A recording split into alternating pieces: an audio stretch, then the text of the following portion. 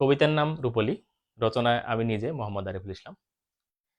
তোমার ভ্রূণীয় দশার নটকট আজ মেরুদণ্ড দ্বারা প্রতিস্থাপিত হয়েছে। কডের হিসেবে সেজন্য তোমার অহমিকা থাকতেই পারে, তাই বলে দেখা দিবে না তা কি করে হয়? যে অস্থিময় অন্তকঙ্কালের জোরে ছুটে চলেছ অভিমানে, তার কি খুব দরকার ছিল? আমি তো চাই তুমি আমার পাশেই থাকো। তোমার নটকটের ঠিক উপরে ফাঁপা আর নলাকার স্নায়ুরজ্জু আজ মস্তিষ্ক আর সুষুম্না কাণ্ডে পরিণত হয়েছে।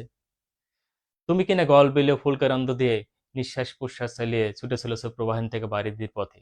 আহা, রূপের দেমাগ আছে তোমার, থাকবেই বাবা না কেন? তোমার রূপালী ঝলকের যে পাগল দেশ বিদেশের মানুষ। দেখা দাও প্রিয়তমা, কেনু হলো সে ইলিশা, দেখা দাও প্রিয়তমা ইলিশ।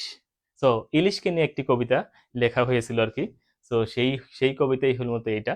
সো কেন সেটা, কারণ আমরা এই এই কবিতার মাঝখানে কিন্তু তিনটি মেসেজ আছে আর কি। মেসেজগুলো হলো যে তোমার ভূনীয় দশার নটকট আজ মেরুদণ্ড দ্বারা প্রতিষ্ঠা হতেছে, দ্যাটস মিন এই নটকটটা পরবর্তীতে গিয়ে কিসে উপনীত হয়? মেরুদণ্ড দ্বারা কি হয়? প্রতিস্থাপিত হয়। কি পরবর্তীতে কি হয়? মেরুদণ্ড দ্বারা প্রতিস্থাপিত হয়। এটা হলো এক নাম্বার সেন্স আর কি কবিতার, মানে একটা মেসেজ। দুই নম্বর মেসেজ হলো তোমার নটকটের ঠিক উপরে ফাঁপা আর নলাকার যে স্নায়ুরজ্জুর আছে, সেই স্নায়ুরজ্জুর সামনের অংশ হয়ে যায় মস্তিষ্ক এবং পিছনের অংশ কি হয়ে যায়? সুষুম্না কাণ্ডে পরিণত হয়। ঠিক আছে। আর তিন নাম্বার ছিল কি? গল বিলে ফুলকারন্দ। তুমি কেন গল বিলে ফুলকারন্দ দিয়ে নিঃশ্বাস প্রশ্বাস চালিয়ে ছুটে চলেছো প্রবাহিন থেকে বারিধির পথে আর কি।